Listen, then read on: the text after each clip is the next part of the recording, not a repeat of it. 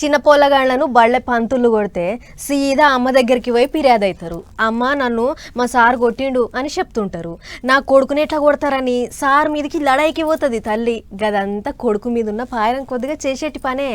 ఈడ ఓ బుడ్డోడు సీదా పోలీసు వాళ్ళ తానికి పోయి అమ్మ మీదనే ఫిర్యాదు అయ్యిండు. మరెందుకు ఫిర్యాదు అయ్యిండు, ఏమని ఫిర్యాదు అయ్యిండు అనేదంతా తెలవాలంటే కుల్లం కుల్లగి వార్త చూడాల్సిందే. అరే గీ తమ్మునికి పెద్ద తిప్పలే వచ్చినట్టున్నది. పోలీసుల తాను కురికొచ్చిండు. ఏందిరా పిల్లగా స్టేషన్కి ఎందుకు వచ్చినావని పోలీస్ పెద్ద సార్ అడిగితే తమ్ముడు చెప్పిన ముచ్చటిని సార్కే సల్ల చెమటలు పట్టినంత పనైందట. ఇంతకు బుడ్డోనికి వచ్చిన కష్టం ఏందో ఎరికేనా బాడీ. ఆవు వాళ్ళమ్మ బల్లె పోమ్మంటుందని కేసు పెట్టేందుకు సీదా పోలీస్ టౌన్ కురికొచ్చిండు గీ తమ్ముడు. సార్ మా అమ్మ దినావు నన్ను బల్లెకు పోమ్మని ఇబ్బంది పెడుతుంది సార్, మా అమ్మ మీద కేసులు రాసి ఎమ్మట్లనే తీసుకుపోయి లోపలేయి సార్ అని చెప్పిండట. అదేందని వాళ్ళ అమ్మని పిలిపించి అంతా అరుచుకున్నాడు. అడంక గిట్లా బుడ్డోని నిలబెట్టి బుద్ధి మాటలు చెప్పిండు పోలీస్ పెద్ద సారు.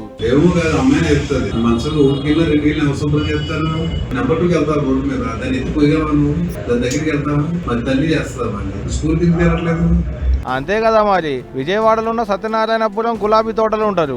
6వ తరగతి చదువుతుండట గీ తమ్ముడు. బల్లెకు బొమ్మంటే బరువు అవుతుందట పోరానికి. గంతగానం ఏం బరువు ఎత్తుకుంటుండో ఏమో గానీ బడంటేనే ఊహు అంటుండట. చదువుకోకుంచట అని తల్లి మందలు ఇచ్చినందుకు ఇగో గింత పని చేసిండు అన్నట్టు. ఏమో పోలి ఈ కాలం పొల్లగాళ్లకు భయం లేకుండా అయిందబ్బా. ఒక్కొక్కరికి గుమ్మడికాయంత గుండె ఉన్నది పోండ్రి.